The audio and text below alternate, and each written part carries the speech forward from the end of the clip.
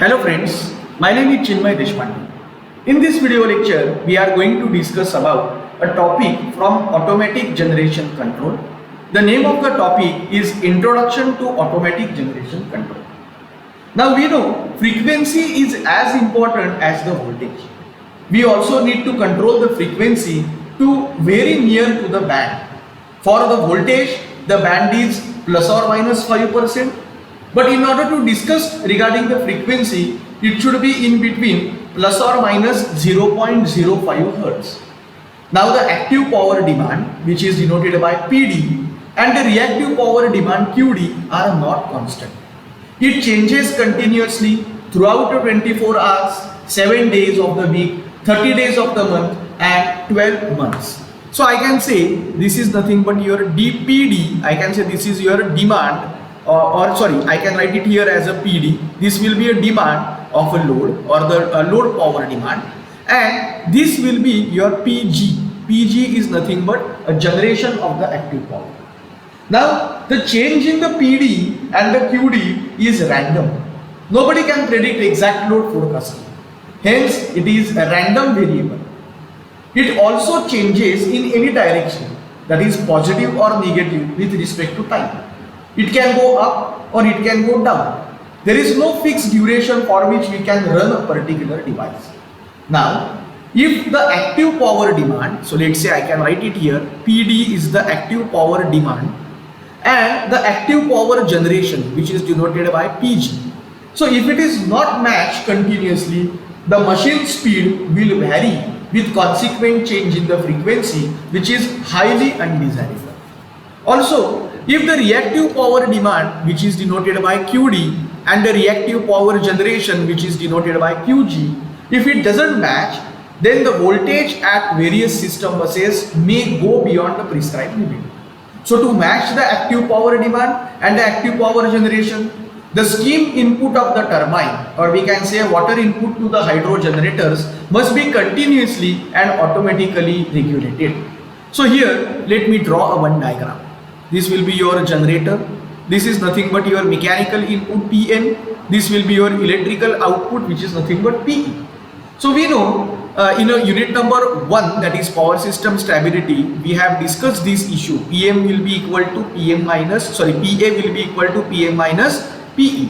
So if the PM equal to PE, no accelerating power will be, and speed will be equal to synchronous speed. But if the load changes, then it affects your value of a PE. And in order to maintain the PA equal to 0 or to keep omega equal to omega S, PM has to be regulated automatically. That is, the steam input to the turbine must be regulated automatically. If it is achieved, then the frequency deviation will be maintained.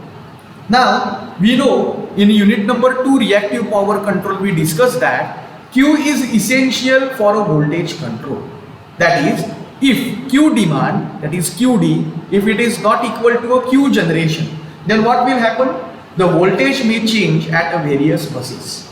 So therefore, as your PD and the QD, if it doesn't match, if it increases, then what we have to do?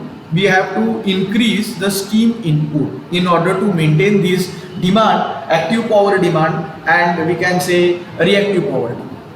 If it is not vary, omega will change, frequency varies, and the machine performance will also vary.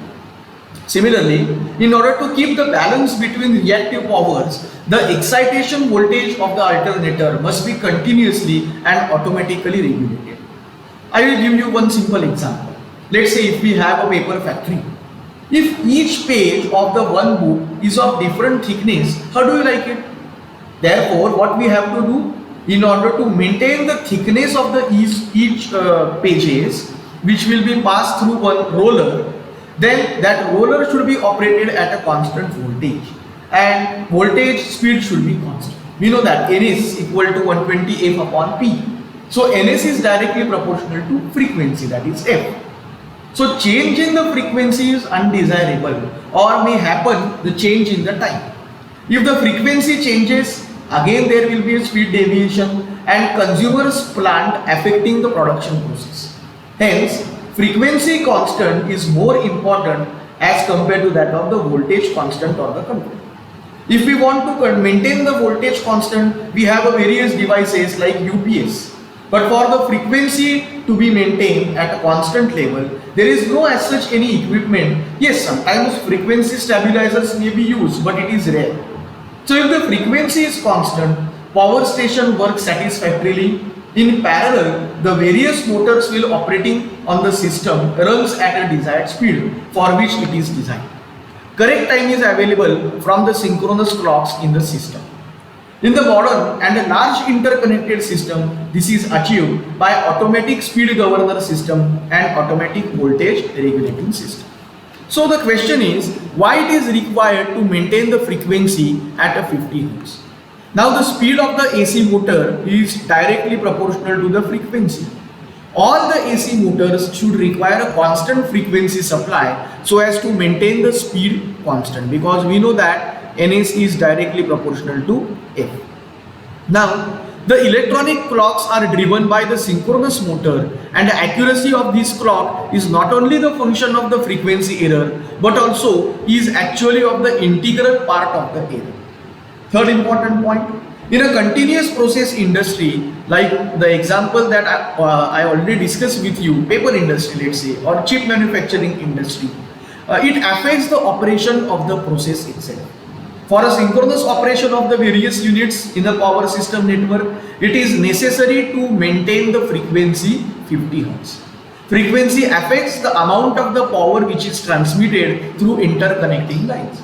So the normal frequency is a 50 Hz and a turbine runs at a speed corresponding to, let's say, 4.5 Hz or 52.5 Hz or less or more than the same.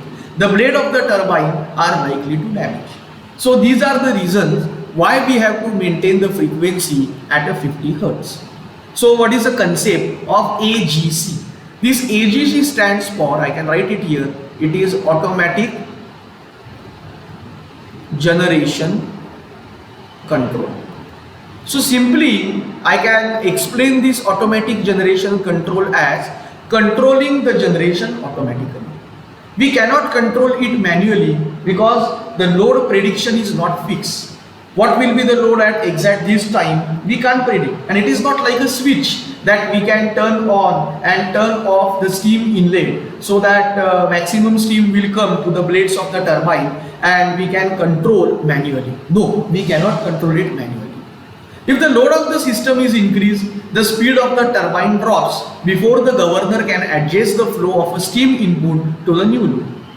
As the change in the value of we can say power diminishes, the error signal becomes smaller.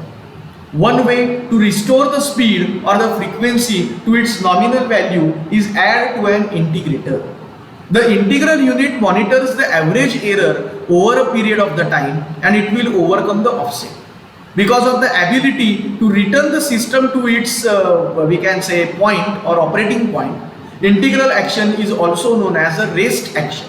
Thus, as the system load changes continuously, the generation is adjusted automatically to restore the frequency to the nominal value.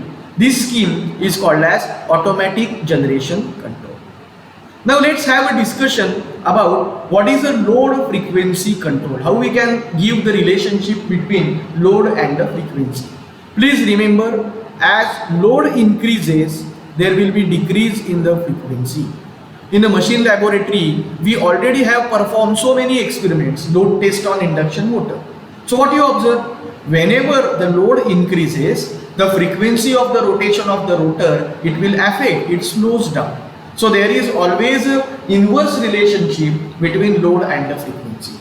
LFC is the basic control mechanism in the power system operation. Now whenever there is a variation in the load demand on the generating unit, there is a momentarily an occurrence of unbalance between a real power input and the output. The difference is being supplied by the stored energy of the rotating parts of the unit. Already in a power system stability, we have studied what is kinetic energy. It is half into J into omega square, where J is nothing but it is a moment of inertia of the machine or the rotating part, and omega is nothing but an angular speed of the rotating part. So as the kinetic energy reduces, the omega will decrease and the speed will fall, and hence the frequency will reduce. Now the change in the frequency is always denoted by the symbol delta A. It is sensed, and through a speed governor system it is fed back to the control the position of input valve or inlet valve of the prime mover, which is connected to the generating unit. It changes the input to the prime mover suitably and tries to bring back the balance between the real power input and the output, and therefore it can be stated that the frequency variation is dependent on a real power balance of the system. The LFC also controls the real power transfer through the interconnecting transmission lines by sensing the change in the power flow through the tie line. So this is what is the concept of LFC. So in this video, we discussed about what is automatic generation control, what is the necessity of maintaining the frequency at a 50 Hz, then what is the concept of AGC and concept of LFC. Thank you for watching this video.